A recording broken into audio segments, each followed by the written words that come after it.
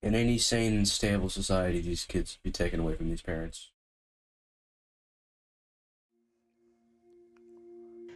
The reaction when people hear that we have 2 trans Oh, kids I think I saw Brett react to this video, actually. is pretty shock and awe.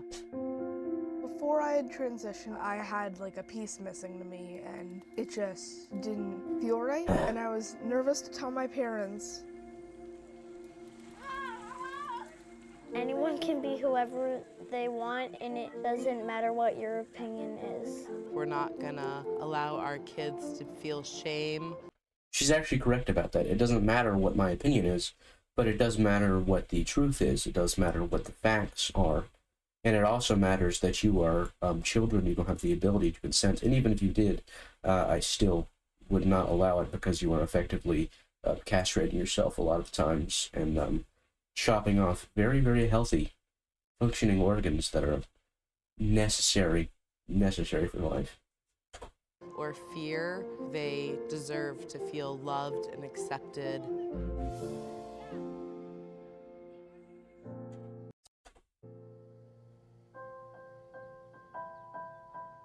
Being trans, to describe it, it would mean you were born the gender that you don't feel like in your heart. Good morning.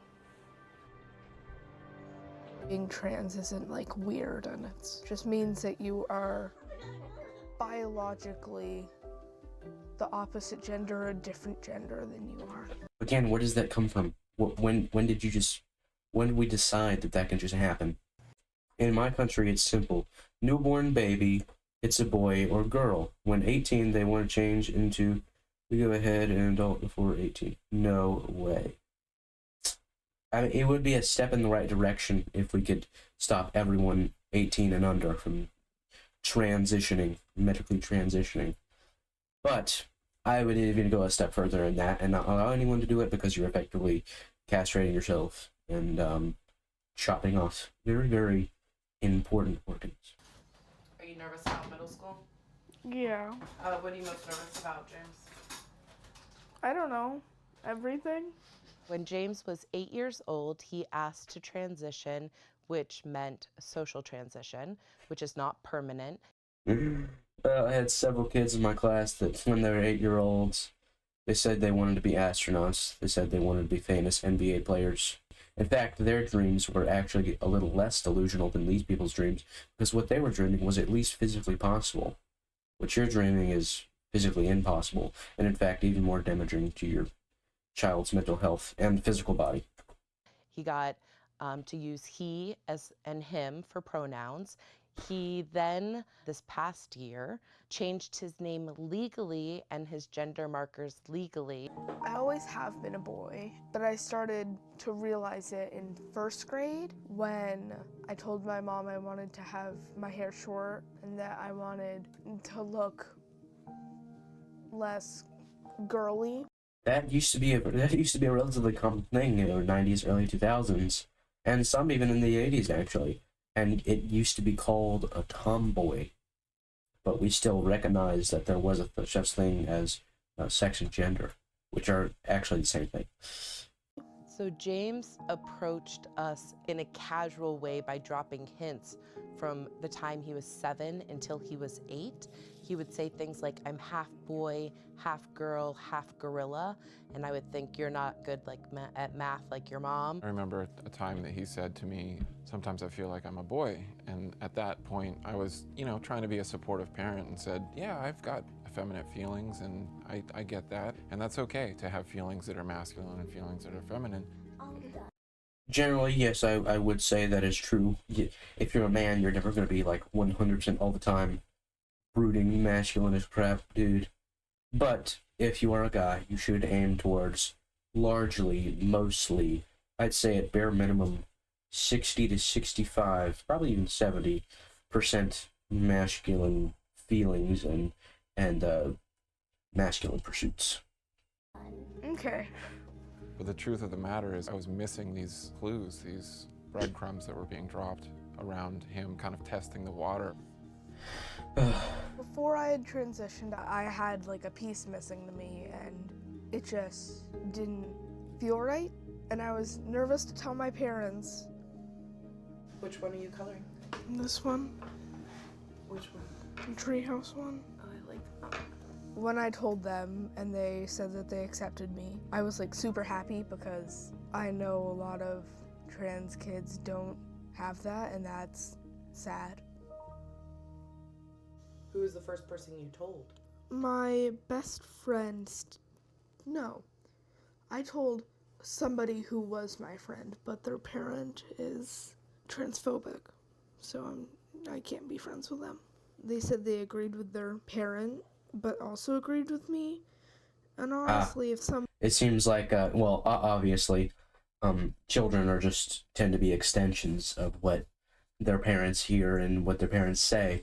And so, yes, that makes sense. But I think also your friend just didn't want to hurt your feelings and be offensive and stuff. So they tried to stand in the middle of the road, and obviously stand in the middle of the road, get hit by a truck. Somebody, does think transphobic ways are okay, then I don't want to have a relationship with them. He just now, a month ago, started hormone blockers. It's an implant. It is to prevent his puberty. It will prevent a menstruation cycle. And Every time they say he, I just curl up in a ball and just, oh gosh. I hate falsehood. I hate people just denying reality. So wrong. breast development, which would cause a lot of havoc mentally and physically for him if he were to start developing those second sex characteristics. Can you show me what the blocker looks like that's implanted? First, show me in your arm. Where is it? It's right there. Right there. Can I feel it? Mm-hmm. Yep, that is a big no-no. That's a huge no-no. Any reasonable, respecting doctor that wants to keep their medical license and obey the Mettocratic oath, it's an oath that they take to never intentionally harm anybody, but only to help and heal. Any self-respecting doctor that doesn't want to break that is going to absolutely deny not only kids, but anybody, any sort of medical treatment through this, because it is objectively harming you, especially when we're talking about kids, because they haven't developed. They haven't gone through puberty, so that it especially harms them. And they call them puberty blockers, which is quite deceptive, because they say it's just blocking the puberty. That's not what it's doing at all. It's actively permanently stopping it if you're on it for long enough, actually.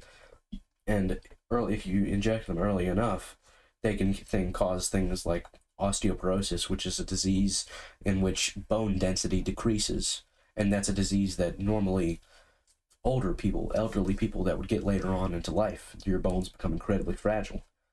But no, for some reason, kids are getting it. Does it hurt? It feels weird, but it doesn't hurt. And what's the sample look like that you have? It looks like this. And he is counting down the days until he can start testosterone, which would be the first time something permanent would be happening, because at that point it would affect fertility. If you use a blocker and go on to testosterone, your eggs would never mature. Mm-hmm. You would have to go through female puberty for that, which is something you could do. I could, but I don't want to. Why? Because it's uncomfortable. What's uncomfortable? To think of that. I'm a guy, and it's like if any other guy thought about being a woman, that's uncomfortable. And you've always said you wanted to be a parent. The mother instinctually has correct suspicions and holdups about this, but she's already deluded her children so far into this ridiculous ideology. There's no stopping them in what they believe. Yeah. So what are you going to do about that if you can't have your own child? Adopting, is a great idea to me. Do people ever wonder if you're too young to know if you're trans? Yeah, and, are they too young to know that they're cis? First of all, no one is too young to acknowledge biological reality, and not only biological reality, spiritual reality as well. So yes, that is why I know I am cis, also known as everyone on the planet, because it's impossible by your definitions, impossible to be absolutely anything else. It's not possible to be trans. So you are in fact cis, even though you identify as something completely different. Transitioned first, so I think that helped Olivia see that it was okay to be trans. That's I hate the new pronoun stuff. So do I.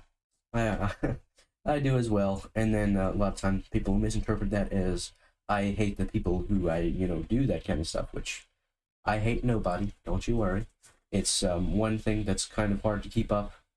You shouldn't hate anybody, including anyone who is committed, no matter how drastic of a sin. Murder. This one's tough, real tough for me. But you even have to forgive and not hate. I don't even want to say it. Pedophiles. You have to forgive and not hate. But that one's the toughest for me, to be honest. That one's the toughest. I don't normally suffer with wrath and anger, but that one's a little rough, not gonna lie. amazing. Is it bigger than yesterday's, or is that? I think it's actually smaller. That made it easier for her to come out and tell my parents because she knew that they would be accepting. This is Sunset. It actually came with a name. And this is Moonlight. It actually came with a name. Just looking at the facial structure, that is clearly a young boy. That happened twice. Olivia said she was transgender from the age of 4 until 5, and we allowed her to wear whatever she wanted, but she didn't socially transition until she was 5 years old and entering kindergarten. I would say that it was less shocking because we had just had a child transition and we had just educated ourselves about gender. A lot of people... Well, then again, that reminds me, obviously, the younger one is going to be influenced by his older sister. I have to constantly check my words and say things a little slowly because, especially when two people being related are both trans, it's hard to keep up with when you're talking. So 4 or 5, Sophia knew that she was transgender. Yeah. Mm-hmm. Yeah, that's rough. And it's especially, I guarantee you, whether intentionally or unintentionally, her older sister, his older sister, influenced him to be like that because obviously the older one is clearly a guy, clearly a female. It's so hard to keep up, I'm telling you right now. And so clearly the younger one was looked up and saw that the parents encouraged that and was like, hey, if I do this, then obviously parents will like it, think that it must be a copycat situation where the younger one's just mimicking the one, thinking that the older one's getting some kind of praise or feedback and they want the same attention, which makes sense, which is why we also hesitated in terms of jumping into another social transition. But this is who she is, and this is... It is not who she is. Maybe who he identify as, but it doesn't matter because it's not reality. Here we are. I reacted to Olivia transitioning like most older siblings would, which is kind of like, but really? Even though I'm trans. I got a little defensive because I thought it was my thing, but now I saw and still see that Olivia's a girl and that she always will be a girl. He helped me by making me confident because You didn't know I was... you're like my first supporter, so it made me... I can even hear in the young boy's voice, honestly. Oftentimes, when kids are younger, it's actually relatively hard to tell when we're talking about voices because no one has gone through puberty yet, so it's actually kind of hard to tell which one's female and which one's male. But this one, I can hear relatively clearly that, yeah, that's clearly a boy. very confident that I would have many more. Our relationship is good. It's like most siblings. We fight, but it's nothing ever important, I guess. Yeah, but not the best. No, but like, I think we get along pretty well, and when we don't, it's not like we stay mad at each other forever. Because we can't.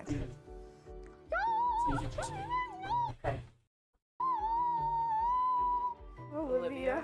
Yes? Olivia? Yes? Luckily with Olivia, she's so young. She's only 7. The first thing would be a hormone blocker, and gosh, don't that's not say it. until she would hit stage 2 of puberty. As of right now, we just follow her lead. No, it's the exact inverse of what should happen in a family. You do not follow the child's lead.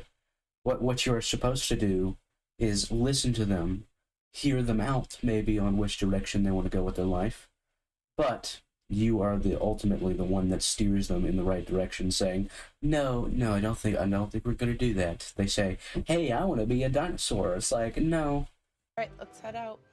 And we parent, for those of you who think that we're just following our children around and doing nothing. Yeah, we do. Clearly, you don't guide them in the correct direction. The true direction. Not only correct, but the true direction. For anyone who says that we're pushing an agenda, I would ask them to look at their own children. If you can't find a way to love your child, and your faith or your fears are more important than you're caring for your own child, then don't. Well, sorry, buddy, you're not actually caring for your own child because you're giving them chemicals that could permanently castrate them. Sorry, but that's not caring and loving for your child. And you're also deluding them and just telling them complete falsehood. So, no, this is a common misinterpretation of the left. Before in our culture, love still had the incorrect definition. The previous definition of love, before the whole woke ideology came in, the previous definition was just a very extreme version of like I really, really, really like you. And that was basically our perception of love. It's still not that. It's a lot more complicated than that. But the new definition of love from the left is just agree with everything I say or else you hate me. Don't look at me, look at yourself.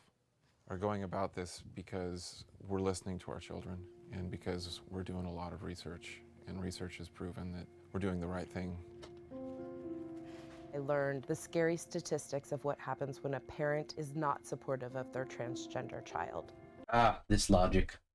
I hear this argument all the time. You know, if you don't let your child chemically castrate themselves, they might just commit suicide. You know, I wouldn't want that to happen. No, you wouldn't want that to happen, would you? No, I don't think you would. Which it's honestly the same logic that abusive couples use. Like, hey, if you break up with me, I'm just gonna kill myself. And even if that were a true statistic, that if parents don't quote unquote verify their child's gender, then they'll more likely to commit suicide. Whatever, even if that was true, that still doesn't justify quote unquote gender affirming care. First of all, it's still denying reality. Second of all, that is an abusive way to make someone and force someone to do something. The high amount of suicide that occurs scared me so much that I knew that no matter what fear or hesitation we had or concern, that the only thing our children could and should and would feel from us would be love and acceptance.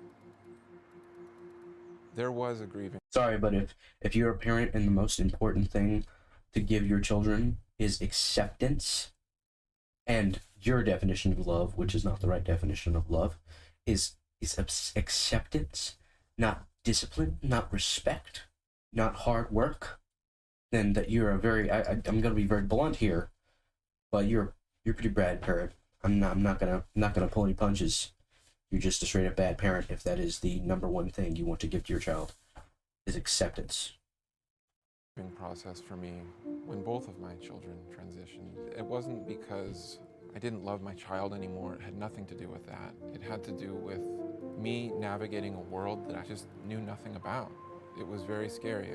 In fact, you should teach them of acceptance acceptance of reality. And as time has gone on, I've learned to trust that there is community, there is support, and this is real. No, it's not. There is a concern from a lot of people that this could be a phase, and this ultimately may not be. Well, it actually would be a phase if you parents were not encouraging it. But I guess the difference between the Gothic phase of the 90s and early 2000s and this, where the Gothic phase was a movement that came from the inside of, of teenagers, and it kind of brewed from there about all encouraging each other to do all that weird stuff. But it was generally discouraged by the parents and discouraged by society. The difference with this, it is not a movement that is inflicted by the children. It's a movement that is inflicted by society and their parents specifically. You could have a completely normal 7-year-old, and as soon as they get into this whole weird ideology, for some reason they're magically trans. So Who they are, but knowing that they're going to always have the experience of love and acceptance from us is key. We will love and accept them if they come to us tomorrow and say that they've changed their mind. We will love and accept them if they don't. And we actually do check-ins with them that they are happy and that they are confident in the gender and the name and the pronouns, and that there isn't any kind of wavering.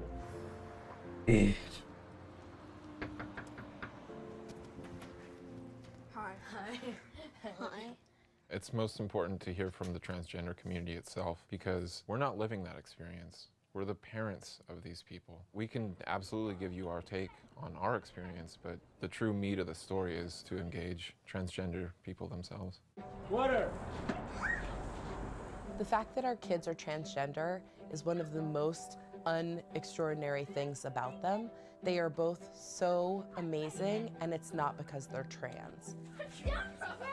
Beyond that, they are funny and bright and silly and caring and loving and compassionate, all sorts of amazing things, and gender is just one piece of that.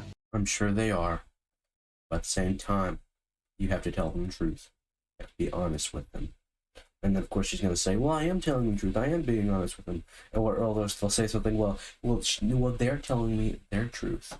Which, no, it's a stupid slogan, because there's only the truth, not any particular person's truth.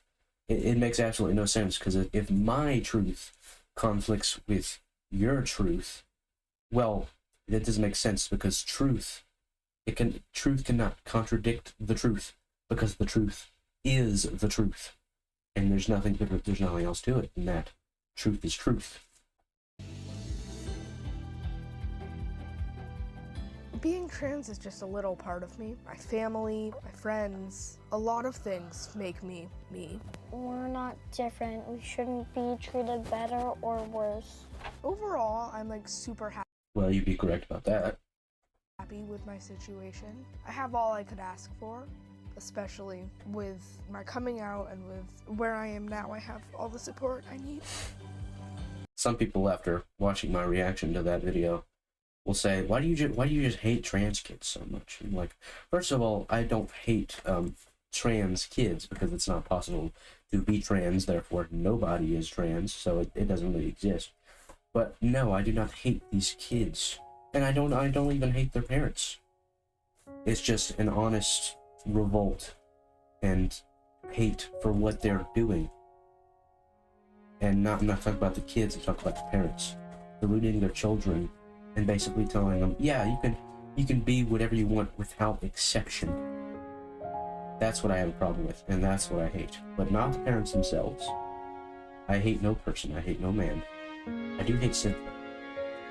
And that's the differentiator we have to make, that some people forget they have to make all the time.